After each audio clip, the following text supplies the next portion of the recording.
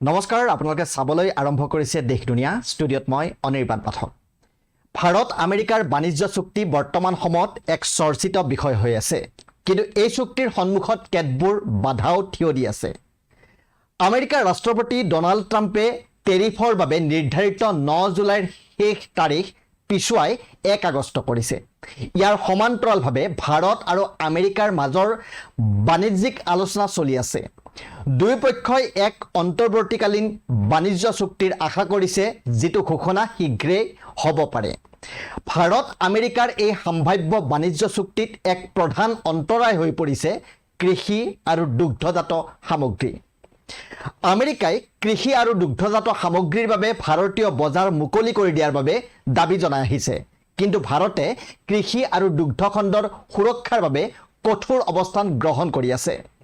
ইয়াৰ সমান্তৰালভাৱে এই বাণিজ্য চুক্তিত বাধা জন্মোৱা এক উপাদান হৈছে আমেৰিকাৰ নন ভেজ মিল্ক। ভাৰত চৰকাৰে নন ভেজ মিল্কক লৈ সাংস্কৃতিক উদ্বেগৰ কথা উল্লেখ কৰি আমেৰিকাৰ দুগ্ধজাত সামগ্ৰী আমদানিৰ অনুমতি নাকচ কৰিছে।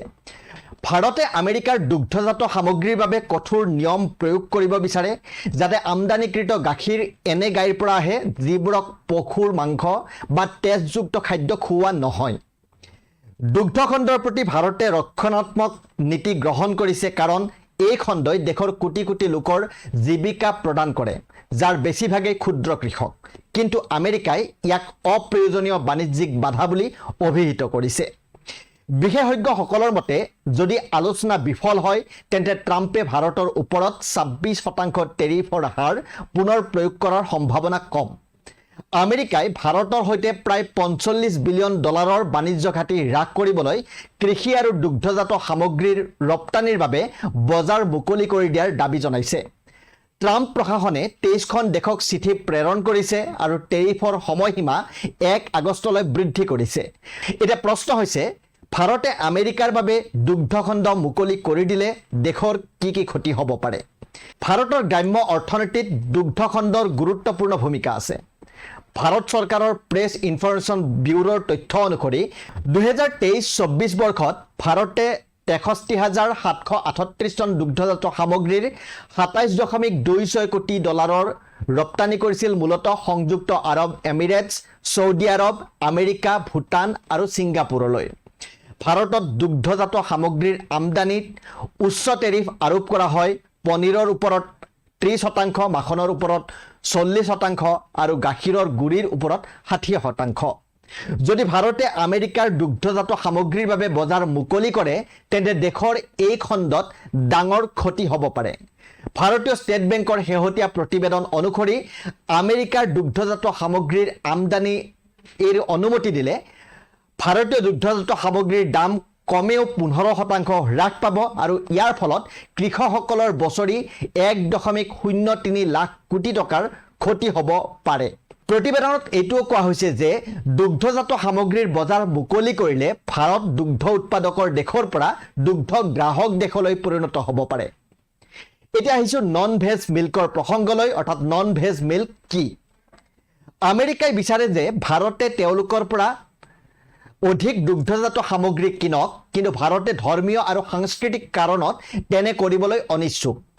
ভাৰতৰ এটা বৃহৎ জনসংখ্যা নিৰামিষভোজী আৰু পশুৰ মাংসৰ সৈতে জড়িত খাদ্য খোৱা গাইৰ গাখীৰক তেওঁলোকৰ ধৰ্মীয় বিশ্বাস অনুসৰি গ্ৰহণ কৰাৰ পৰা বিৰত থাকে। এনে গাখীৰক নন ভেজ মিল্ক বুলি কোৱা হয়। আমেৰিকাৰ দুগ্ধ উদ্যোগত গাইৰ ওজন বঢ়াবলৈ এনে খাদ্য দিয়া হয় য'ত পশুৰ মাংস আৰু তেজ মিহলি হৈ থাকে। এই কাৰণে ইয়াক ব্লাড মিল্ক বুলিও কোৱা হয়।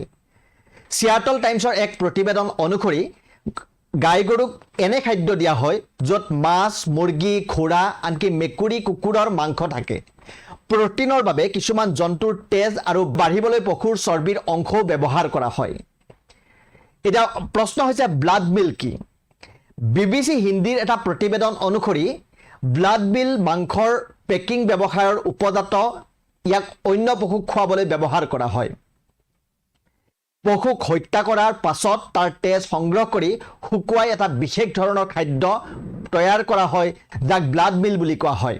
ই লাইচিন নামৰ এমিন এচিডৰ উৎকৃষ্ট উৎস আৰু পশুপালন উদ্যোগত ইয়াক বিশেষভাৱে ব্যৱহাৰ কৰা হয় দুগ্ধ উৎপাদনকাৰী পশুক সুস্থ কৰি তুলিবলৈ আৰু অধিক গাখীৰৰ বাবে নিয়মীয়াভাৱে ব্লাড মিল দিয়া হয় আৰু এনেবোৰ স্পৰ্শকাতৰ কাৰণতে ভাৰতে আমেৰিকাক দুগ্ধজাত সামগ্ৰীৰ ৰপ্তানিৰ অনুমতি দিয়া নাই যাৰ বাবে এতিয়া ভাৰত আমেৰিকাৰ বাণিজ্য চুক্তি স্বাক্ষৰিত হোৱাৰ ক্ষেত্ৰত এনে কিছুমান বাধাৰ সৃষ্টি হৈছে আপোনালোকে চাই আছিলে দেশ দুনিয়া বিভিন্ন ৰাষ্ট্ৰীয় তথা আন্তঃৰাষ্ট্ৰীয় ক্ষেত্ৰৰ গুৰুত্বপূৰ্ণ খবৰৰ বাবে চাই থাকিব আমাৰ এই বিশেষ অনুষ্ঠান ধন্যবাদ